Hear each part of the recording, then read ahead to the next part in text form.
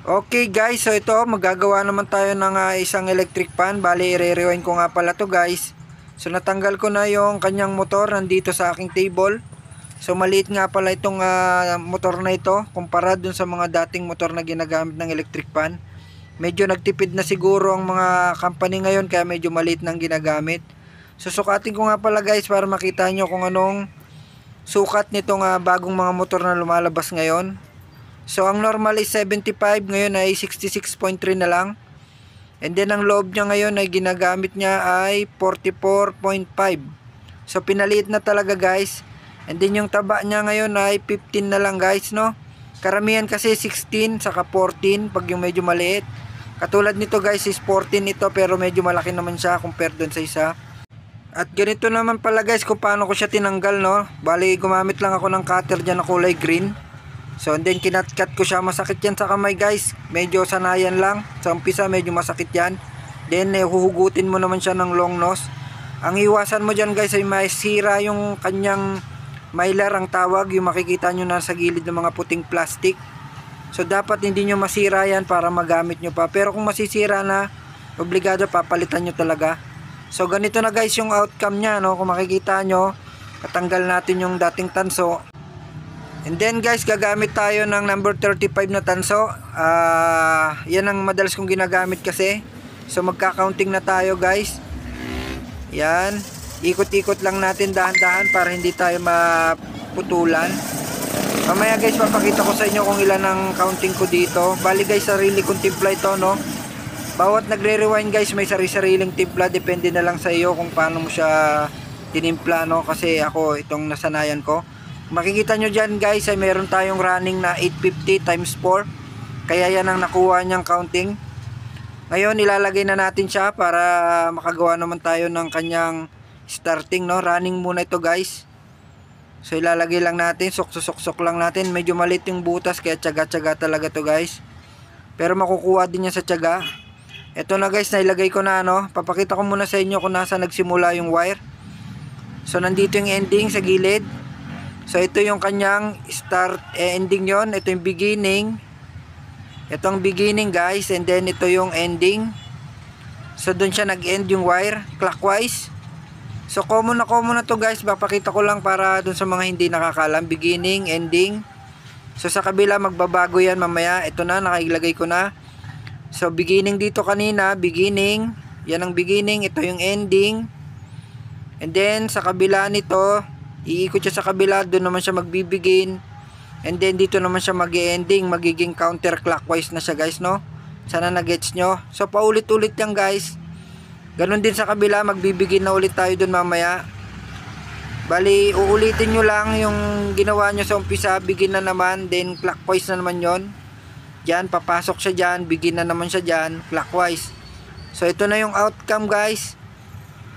Dito tayo nagbigin, dito tayo nag-end. Tapos iikot siya sa kabila, doon siya magbibigin, dito siya mag-end. Ganun na naman sa kabila, dito siya magbigin, dito siya magbibigin, and dito siya mag-end. So doon naman sa kabila guys, yung pinakalas, babaliktad naman siya, magiging counterclockwise, doon siya sa kabila mag-end, dito siya nag-end sa kabila, no guys. Ngayon naman guys, sukatan natin siya, no. So ito may nakuha tayong 502 ohms. In-expect ko sana is 550 pero okay lang yan, pasok pa rin naman. Yan ang magiging number 3 natin guys. Ngayon naman gawa naman tayo ng starting. So sa starting natin 500 na times 4. Gamit naman guys ang ibang number naman ng wire. So gagamit tayo ngayon ng number 36 naman. So sa number 36 lalong lumipis yan guys, no. Kasi yan yung pinakamanipis na ma-available. So 500 na times 4. And then 180, then 120. So kaya 480 yan kasi 120 guys yung last na dyan, no. So makikita nyo dyan is tatlo na yan. Itinapos ko na, hindi ko na pinakita para mabilis tayo. So ikakarga ko na to guys para makita nyo. Gaya kanina, ganun pa rin. Yung beginning is clockwise pa rin. Lalaktaw lang tayo ng isang butas. Tapos doon na tayo magbibigin. Tapos yung begin na yan, doon siya mag-e-end clockwise. So ganun lang, parang paulit-ulit lang to guys. Kung dito tayo guys nag-end, and then syempre doon tayo magbibigin sa taas. magiging counterclockwise naman. Tapos guys, ito na pala yung outcome, no? Tinalian ko na rin. So paghiwalay muna natin yung mga beginning saka ending. So ito yung beginning na tatlo at ito yung single naman na beginning. So ito yung 850 yan guys na nasa labas. Yan yung magiging number 3 natin. May hahanapin tayo dito mamaya. So paghiwalay muna natin, ito yung 850 beginning at ending. Ito rin yung tatlo. Yan yung single na 850. So dito guys, paghiwalay muna natin sila, no? So ito, hiwalay ko muna yung 500 dito sa may beginning. 500 na yan, magiging capacitor yan. So sa may bandang left ko guys ay magiging fuse naman yon, yung kanyang ending ng 850. So ito, kukuha tayo dito ng 120 dito sa ending sa bandang left. Sa right ko guys yung mga beginning yan, no? So pinagsama ko yung beginning ng 850 saka ending ng 120. So yan ang magiging number 3 natin. Ngayon naman kukunin ko naman dito guys yung 120 saka yung 180 sa ending. So pinagsama ko 120 saka 180. Yan, nagsama na sila, no? Tapos kukunin naman natin dito sa right ko yung 180 saka yung 500. Yan na yung magiging number 3 natin. Ay, number 1 pala. Sorry, number 1. So ganun lang guys, napakasimple lang, no? Then kakaskasan natin to, then susubukan na natin siyang paandarin mamaya pagkalagay ng fuse. So ito, nakaskasan ko na siya. Kukunin pala natin guys yung wire na nandito kasi ito yung napakagandang wire. Medyo makapal kumpara dun sa nabibili, no? So puputulin ko. Ito na guys. So nilagay ko na yung fuse para medyo parang original din.